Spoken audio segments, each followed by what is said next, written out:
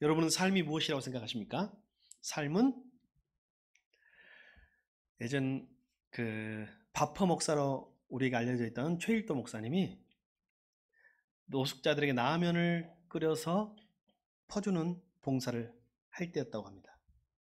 그러면서 이야기하다가 어떤 봉사자님이 라면 푸다가 뜬금없이 진지한 질문을 합니다. 삶은 무엇인가? 삶은 그러니까 아무도 대답을 여러분처럼 못하니까 저쪽에서 남은 그 라면을 먹기 위해서 기다리는 노숙자가 삶은 라면이잖아요 라고 했다는 이야기가 기억이 납니다.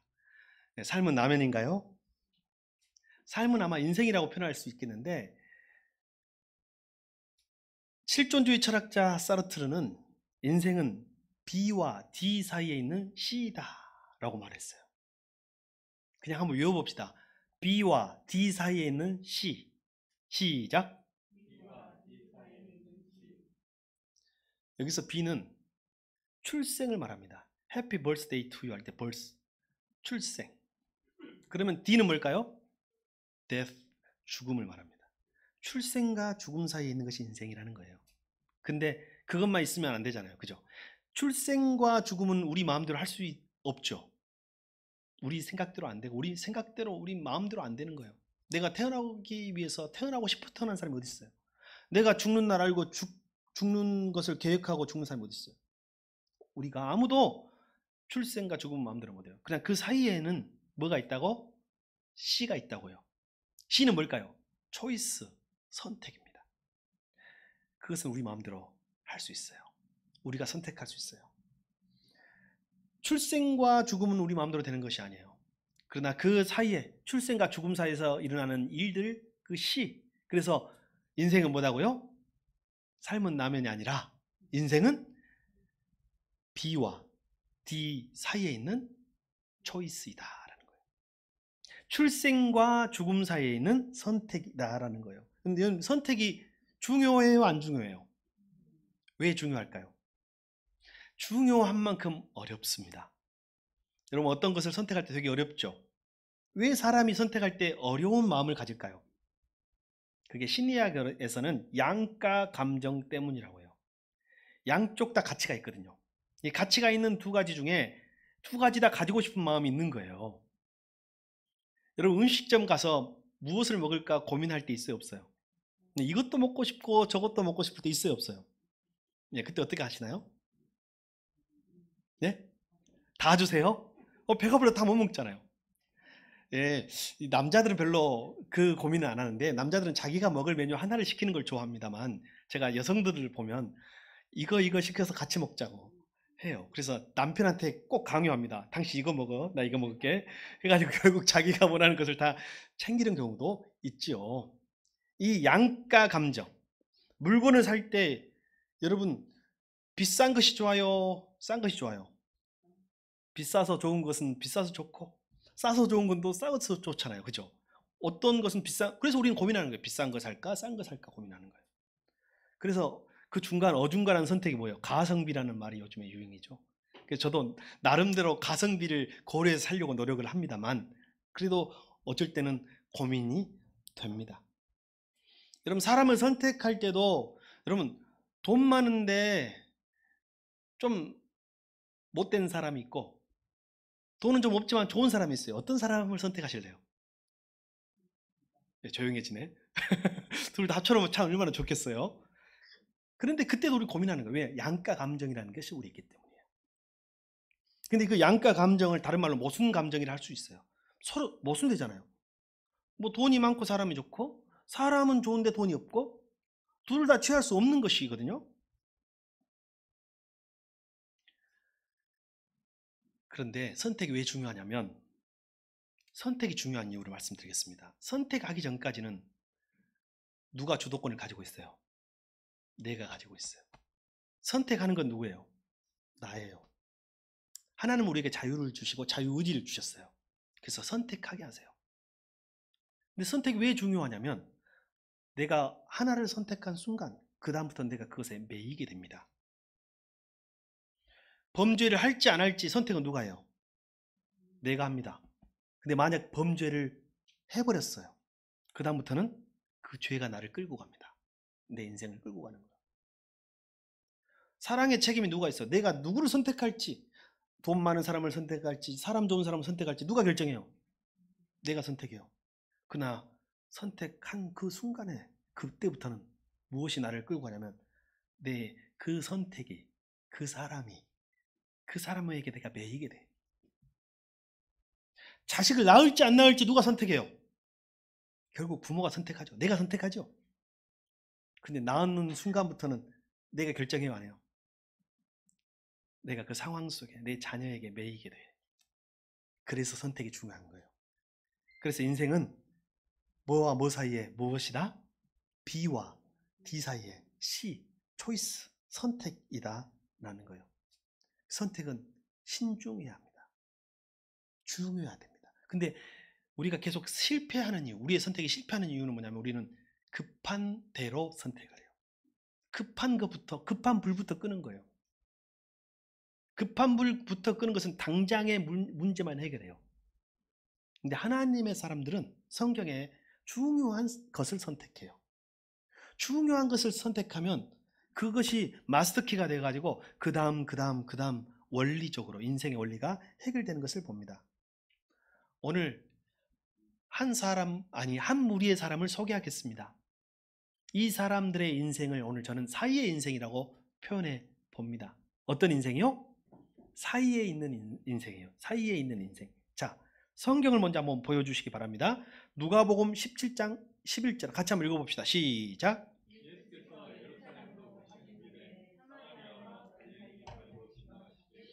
예수님이 어디 사이로? 사마리아와 갈릴리 사이로. 우리 삶 공부할 때 다 성경 공부할 때 말씀의 삶 할 때 배웠죠. 우리나라는 뭐 남부, 중부, 북부 나뉜다면 이스라엘도 북부, 중부, 남부로 나눌 수가 있어요. 제일 북쪽 지방을 무슨 지방이라고 부른다고요? 좀 알만한데. 제일 북쪽 지방을 무슨 지방이라 그래요? 갈릴리 지역이라 그래요. 갈릴리. 그리고 가운데는요. 사마리아예요. 그리고 가장 남부 유다라고 하죠. 유다 지역이라 그래요. 다시 한번 복습합니다. 이거 모르면 여러분 아무리 성경 봐도 이게 예수님이 어디를 갔는지 그 장소가 의미하는 바가 무엇인지 몰라요. 성지순례를 가야 되겠다니까요. 이제 코로나도 끝나고 있으니까 한번 계획해 봅시다.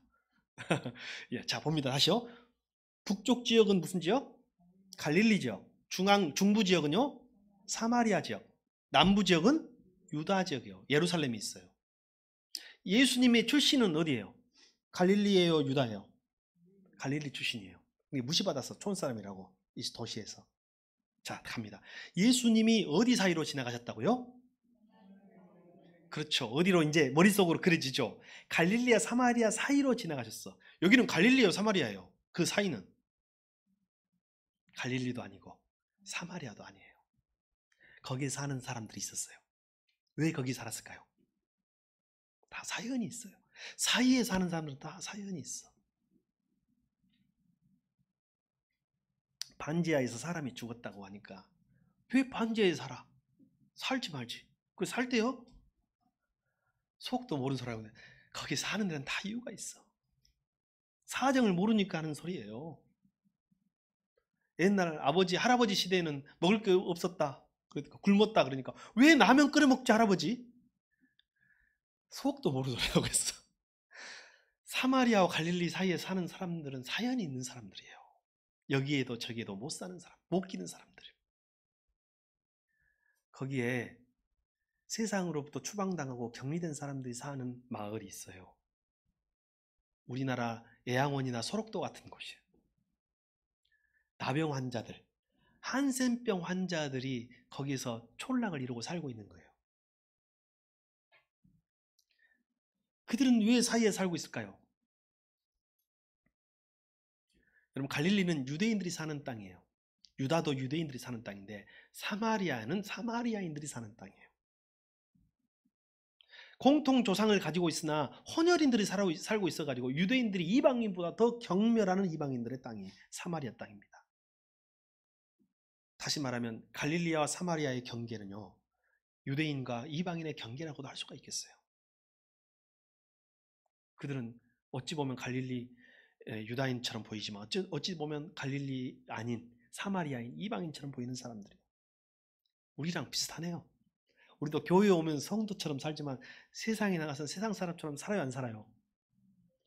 안 산다고 하면 할 말이 없고, 저는 그렇게 살 때도 있습니다. 우리도 사이에 사는 사람들이에요. 우리도 하늘과 땅 사이에 사는 사람들 아닌가요? 교회와 세상 사이에 사는 사람들 아닌가요? 유대인의 땅 갈릴리에 살지도 못하고 이방인의 땅 사마리아인의 땅에는 차마 못 가겠어. 이방인이 되는 것 같아서. 그렇다고 유대인의 땅에는 살 수 없어. 왜? 율법에 의하면 나병 환자들 살 수가 없으니까. 그래서 유대인의 땅에도 사마리아인의 땅에도 살 수 없는 사람들. 그리고 이들은요, 사람과 짐승 사이에 있는 존재예요. 여러분, 나병 환자 보신 적 있어요? 나병 환자 보신 적 있어? 좀 호 좀 해주세요. 머리를 째가지고 여기가 얼마나 아프겠습니까? 예, 호 해주세요. 호. 엄마 호가 엄마 약손이 필요합니다. 예. 자, 저는 고등학교 때 나병 환자를 처음으로 봤습니다. 보는 줄 알고 갔어요. 근데 충격받았어요. 충격을. 내가 지금까지 살아오면서 그런 형상을 한 사람은 본 적이 없어요. 제가 손 없는 사람도 보고 발 없는 사람도 보고 귀 없는 사람도 보고 눈 없는 사람도 봤지만 그렇게 형상이 차륵 녹듯이 녹아내린 존재를 본 적이 없어. 코에 형상이 없어요. 눈에 구멍은 뻥 뚫려 있어. 그것도 괜찮은, 우리를 맞이하러 온 사람은 제일 괜찮은 사람이에요. 당시 사람들은 그들을 사람 취급 안 했어요. 그들은 사람과 짐승 사이에 취급받으며 살았던 사람들입니다. 근데 여러분, 또 그렇게 미움받고 멸시받고 추방당했으면 떠나서 그냥 살아야 되는데 그럴 수 없어. 왜? 먹고 살아야 되니까. 병들고 아파도 먹고 살아야 되니까 마을 주변을 떠날 수가 없어. 그래서 언덕 넘어 산 넘어 살다가 배고프면 와서 구걸하러 오는 거예요. 근데 율법에 의하면 그들은 부정하니 다른 사람을 부정하게 만들 수 없잖아요. 이 나병이 왜 무섭냐면요, 몸만 아픈 게 아니라 하나님께 버림받았다는 믿음을 심어주는 병이에요. 당시에. 여러분, 세상에 버림받음 중에 뭐가 제일 비참해요? 부모에게 버림받은 거예요. 근데 그보다 더 비참한 게 뭔지 알아요? 신에게 버림받은 거예요. 근데 이 나병 환자들은 나는 신에게 저주받았다고 생각해. 그런 병이라고 생각해. 그래도 살려면 또 사람하고 너무 떨어져 살 수는 없어요. 그래서 마을과 광야 사이에 살아요. 거기에서 배고픔은 오는데 자기도 알아, 자기가 부정한 줄. 그래서 다른 사람에게 가면 혹시 지금은 나병이 이렇게 옮기는 병이 아닌 것을 이제 우리는 이제 알아요. 이게 얼마 안 돼요. 몇 년 안 돼. 우리 한 몇십 년 전만 해도 나병이 옮긴다고 생각하기도 우리도 그렇게 됐어요. 우리나라도. 광주도 어디 저도 몰랐는데 최근에 보니까 어디 나주 어디 가는 어디 거기에 예전 박정희 정권 때 그 돼지를 키울 수 있는 그 촌을 조성했다고 하더라고요. 나병환자 촌을. 지금 돼지를 많이 키운대요. 그래서 그 자손들이 살고 또 이주민들이 살고 하는 동네가 있다고 들었어요. 근데 여러분, 우리가 그런 동네 있는지도 모르는 사람이 많아요. 광주 살아도.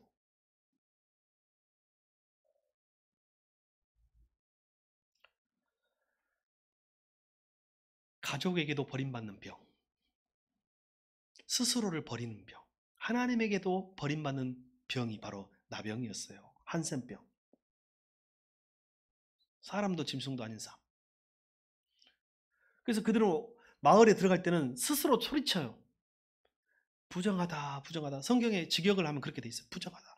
나 부정합니다. 나 나병 환자입니다. 나 더러우니까 가까이 오지 마세요. 그냥 먹을 것만 주세요. 사람들이 오지 못하도록. 그리고 입을 가려야 돼. 입을 가리고 부정하다. 왜냐하면 내가 말이라도 나가면 안 되니까. 말이라도 섞으면 안 되니까. 사람들이 가까이 오면 옮길까 봐서 돌로 던지면서 오지 말라고 하면서 먹을 걸 던져주는 거예요. 이렇게. 그래도 정이 있는 사람들, 그래도 긍휼한 마음을 가진 사람들은 그들에게 먹을 것을 주어서 그들이 겨우 살아가고 있는 거예요.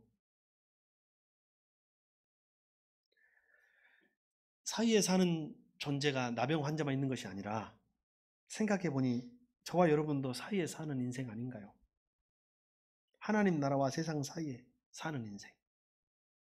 교회와 세상 사이에서 머뭇거리면서 어느 쪽에도 속하지 못하는 인생. 우리 성도도 어찌 보면 성도와 죄인 사이에 갈등하며 사는 인생이 아닌가 생각해 봅니다.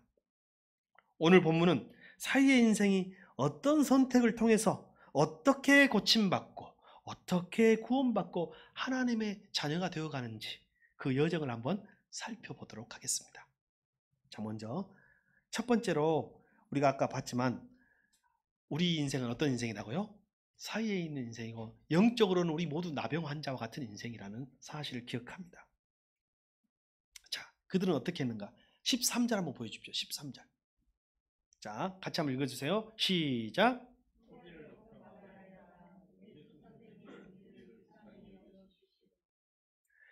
소리를 높여 말했다는 거예요. 예수님, 예수 선생님, 우리를 불쌍히 여겨 주십시오라고 소리를 외쳐 말했다는 거예요. 몇 명이요? 10명이. 자, 봅시다. 당시에 세상에 한센병 환자, 나병 환자가 10명 뿐이었을까요? 아니, 갈릴리와 사마리아 사이에 있는 그 동네에, 그 나병 환자 동네에 10명만 살았을까요? 여기서 선택이 나와요. 선택이. 수많은 나병 환자가 살았지만 그들은 그냥 거기서 죽기를 선택한 거예요.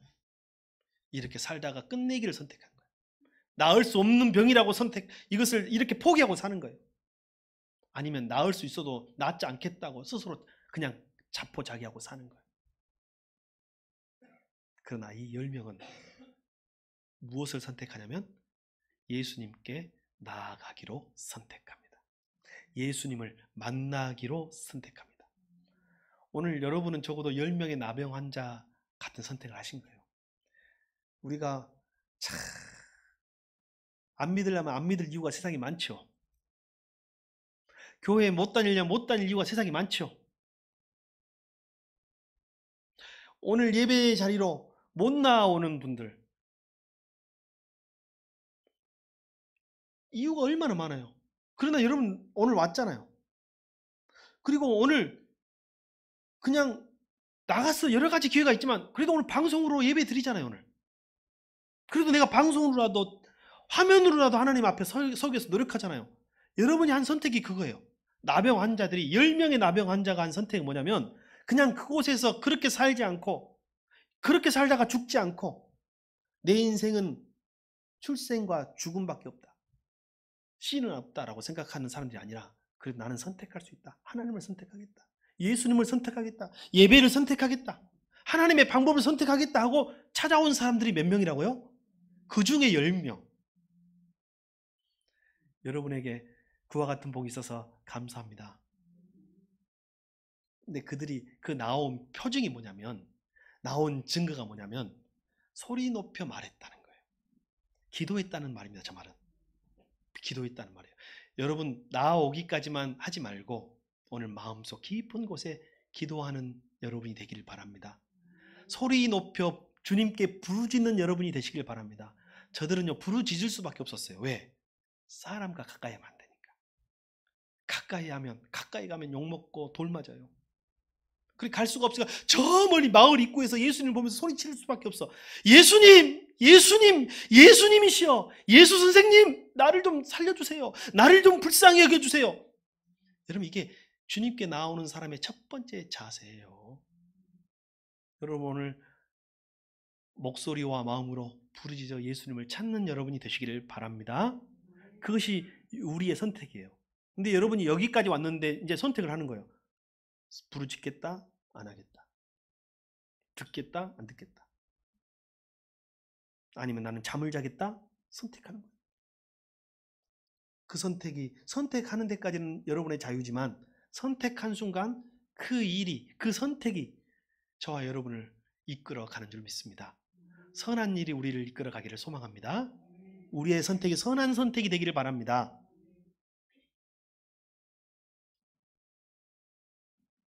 두 번째로 그 다음 우리는 어떤 선택을 해야 되는가? 한번 봅시다.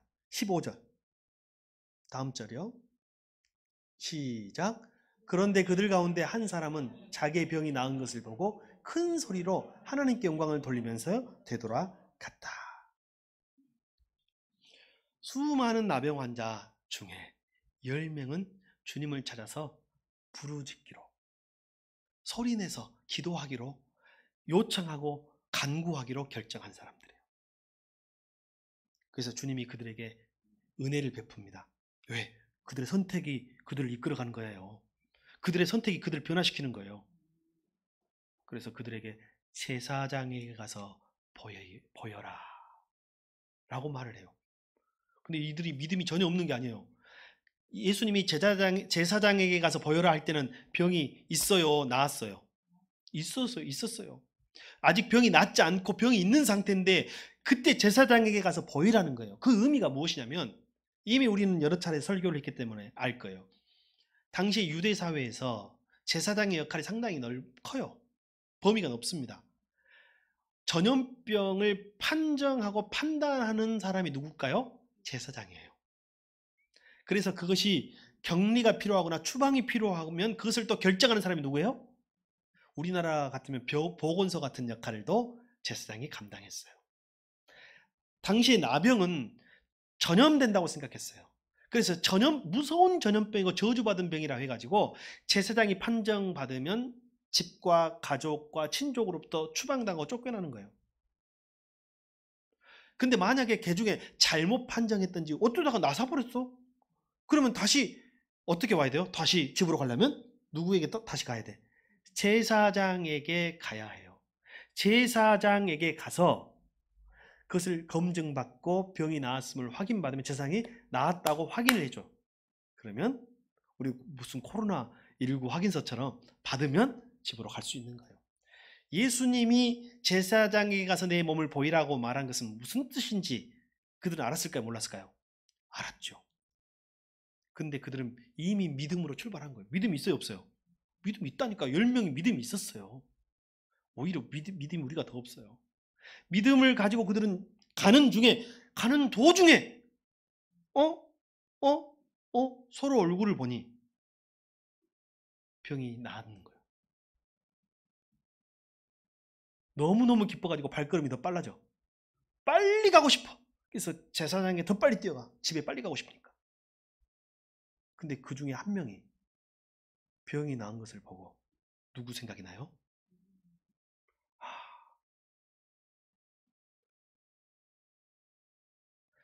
다른 사람 생각 났을까 안 났을까요?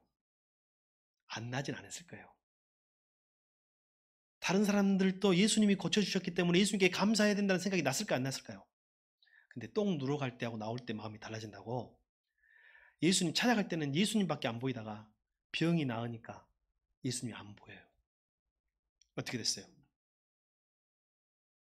그래서 그들은 중요한 선택을 하는 게 아닌 급한 선택을 해요. 급한 불만 끄다가 사시겠습니까? 급한 불만 끄면 또 불이 계속 나요. 잔불이 계속 나. 내 인생에 급한 일이 생겨서 급한 불만 끄면 그 일을 끊으라고 인생 다 가는 거예요. 이 일 해결하면 저 일, 이 시험 지나고 나면 또 다른 시험, 이 바람 지나고 나면 또 다른 바람이 계속 불어요. 근데 이들은 그런 생각이 없어. 병 낫고 빨리 낫고 급한 불만 끌려고 제사장을 만나러 뛰어갔어. 예수님 생각은 지워버렸어. 그들의 선택이에요. 근데 그 중에 한 명이 어떤 선택을 하냐면 중요한 선택을 합니다. 감사하고 하나님께 영광을 돌리고 예수님께 감사를 표현하겠다라는 선택을 해요. 제사장에게 가는 일은 그 다음에 가도 늦지 않으리. 예수님은 이 마을을 떠나버리면 내가 언제 만날지 모르잖아요. 그래서 한 사람은 예수님을 따라갑니다. 자, 세상에 많은 사람 가운데 하나님을 찾아오고 기도한 사람은 소수 10명이에요. 10명. 수많은 나병 환자 중에 10명이라면 감사하는 신앙의 수준까지 가는 사람, 하나님께 영광을 돌리는 그 신앙 수준까지 가는 사람 10명 중에 한 명인 거예요. 많은 그리스도인 중에서도 한 명만 비중으로 따지면 감사한다고 성경에 말하고 있습니다. 10명의 한센병 환자는 그들 가운데 9명은 몸이 치유된 것을 경험하고 제사장에게 가는 것이 더 급하고 중요한 일이었는지 몰라요. 그러나 한 명의 나병 환자는 예수님께 찾아가서 하나님께 영광을 돌리고 그에게 감사를 표현하는 것이 더 중요한 거예요. 나머지 9명도 믿음도 있었고 기도도 있었고 순종도 있었어요. 그러나 뭐가 없었어요? 감사가 없었어요. 다른 것은 다 있어요. 믿음에 있어서. 그러나 감사가 없는 사람이었다는 거예요. 그들은. 그래서 그들은 절대적으로 중요한 것, 바로 감사를 놓쳐버립니다. 자, 우리 여기서 믿음으로 한번 고백할 수 있겠네요. 믿음의 완성은 감사다. 시작. 믿음의 완성은 감사다. 믿음의 완성은 감사다라는 거예요. 큰 소리로 기도하는 것, 하나님께 기도하는 것 다음에 감사를 잃어버리면 안 돼요. 그 다음에 감사를 잃어버리면 절대 안 됩니다. 믿음의 완성은 감사이기 때문이에요. 예수님과의 만남을 자신의 필요를 채우는 것으로만 제한하면, 필요가 채워지면 예수님과의 만남이 끝나는 거예요. 많은 사람이 예수님 당시에도 많은 사람이 예수님을 만났어요. 근데 필요 때문에 만났어. 배고파서 만났어요. 그 배고픔 해결되면 예수님 떠나요. 외로워서 만났어요. 외로움 해결되면 예수님 떠나요. 병들고 아파서 예수님을 찾아왔어요. 몸이 치유되면 예수님을 떠났어요. 이 9명이 그들을 보여주는 거예요. 여러분의 선택은 9명 또는 1명, 어떤 선택을 하시겠습니까? 예수님이 참 아이러니한 말씀하십니다. 우리 옛날 속담에도 못생긴 나무가 산을 지킨다는 말이 있어. 못생긴 나무가 선산을 지킨대. 좋은 나무는 다 베어가서 목재로 써버렸어. 굽어지고 못생긴 나무는 남겨놨더니 그 나무가 커가지고 결국은 산을 지키는 거예요.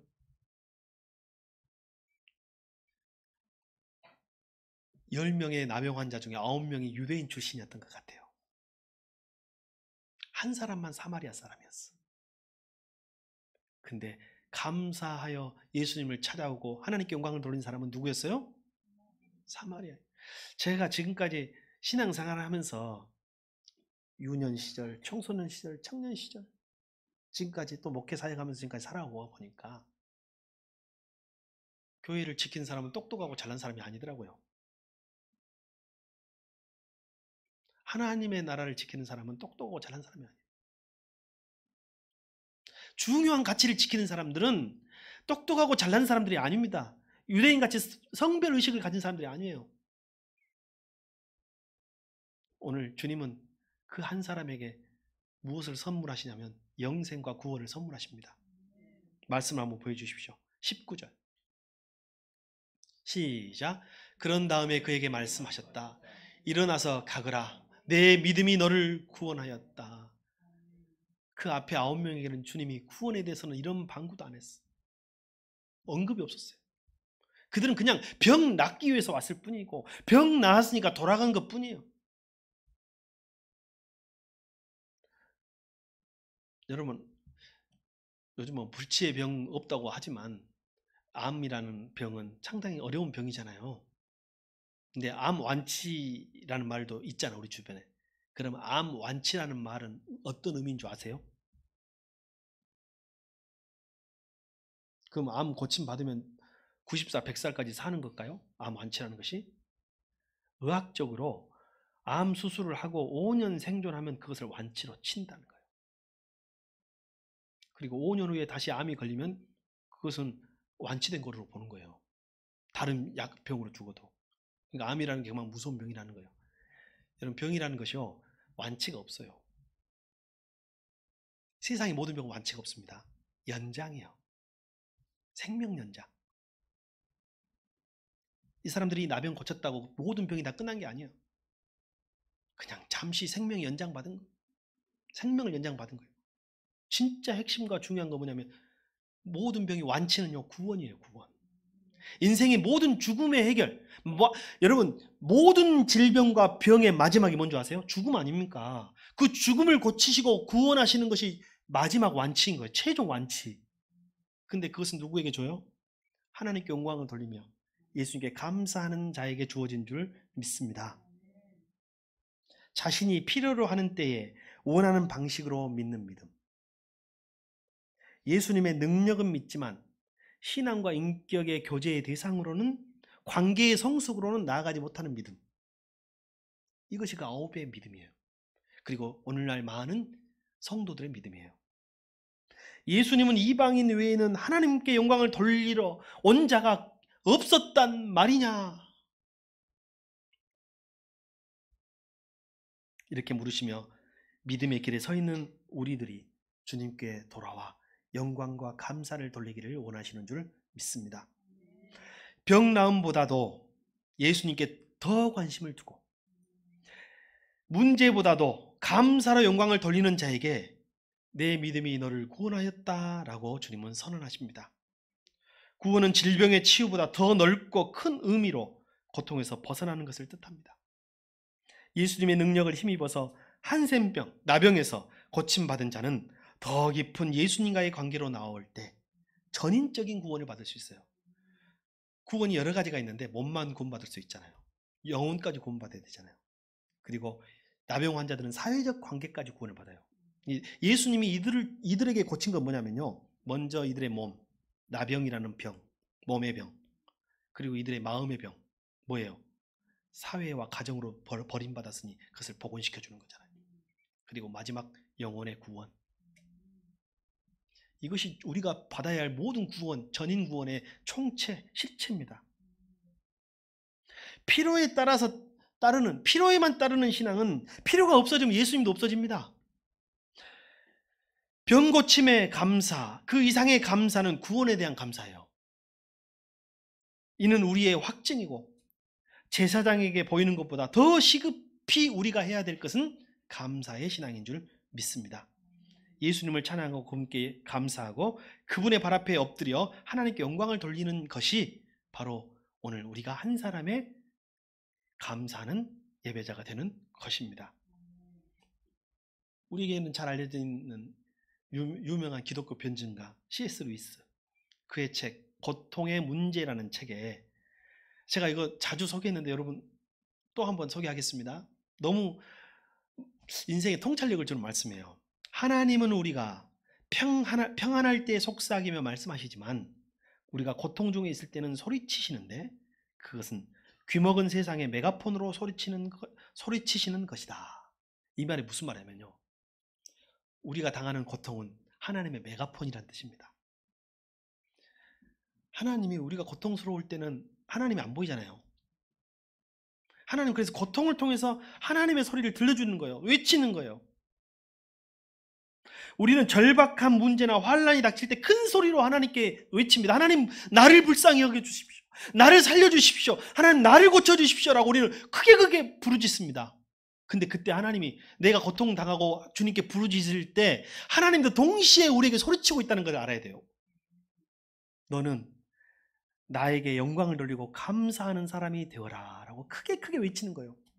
그 문제에만 집중하지 말고, 그 아픔에만 집중하지 말고, 그 시험에만 집중하지 말고, 그 고통에만 집중하지 말고, 이 고통이 온 이유가 무엇이냐? 너가 하나님께 영광을 돌리는 삶, 감사하는 사람이 되기를 원한다. 이 아픔을 인하여, 이 고통을 인하여서 너가 하나님께 영광을 돌리는 성도가 되기를 원한다. 이게 하나님의 외침이에요. 자, 따라합시다. 내가 외칠 때 하나님도 외치고 계신다. 내가 부르짖을 때 하나님도 부르짖고 계신다. 우리 개인의 필요와 욕구 충족, 문제 해결을 위한 믿음은 잠깐의 기도와 순종이 있으나 결국 온전한 구원의 완성으로 연결될 수는 없습니다. 예수 그리스도를 절대 필요로 삼고 그분을 구하고 그분과 관계를 맺으면서 감사의 신앙을 가질 때 세상이 줄 수 없는 참된 기쁨과 사랑의 공동체를 맛보고 구원의 감격과 기쁨을 제대로 누릴 수 있습니다. 당연한 거 하나도 없어요. 우리가 왜 감사가 없는 줄 아세요? 당연하게 생각한 순간 감사가 없어요. 내가 우리 엄마가 차려준 밥 당연하다고 생각하면 반찬 투정이 나와요. 당연하지 않아요. 세상에 당연한 거 없어. 어머니가 살아계시고 건강하신가 밥 차려줄 수 있는 거 아니에요? 아내가 차려준 밥 당연하게 생각하면 감사가 없어요. 근데 이게 너무 귀하고 감사한 거예요. 이게 당연한 게 아니에요. 아침에 눈을 떴는데 우리 가족이 다 같이 눈을 떠. 그게 당연한 게 아닙니다, 여러분. 아침에 눈을 떴는데 여러분 누가 눈을 뜨지 않을 수도 있어요. 사람이 꼭 늙어서만 죽는 게 아니에요. 어린아이들도 아프기도 해요. 병들어서 죽기도 해요.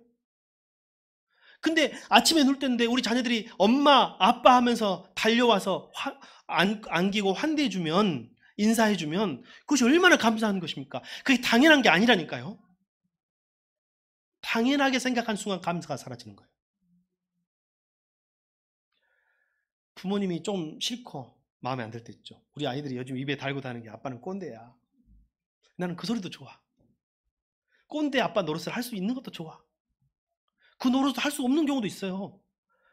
여러분, 우리 청소년들, 부모님이 아무리 마음에 안 들고 부족하고 그래도 부모님 있는 것이 당연한 게 아니에요. 세상에 그 당연한 부모님도 없는 사람들이 있어. 근데 그렇게 되면 다 감사가 되는 거예요. 감사가 되는 거예요. 근데 우리는 당연한 게 없어요.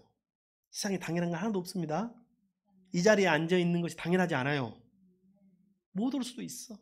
없을 수도 있어. 근데 우리가 있잖아요. 이것 또한 큰 감사인 줄 믿습니다. 모든 것이 은혜임을 고백하는 믿음의 발걸음을 걷는 바른 출발점이 되기를 축복합니다.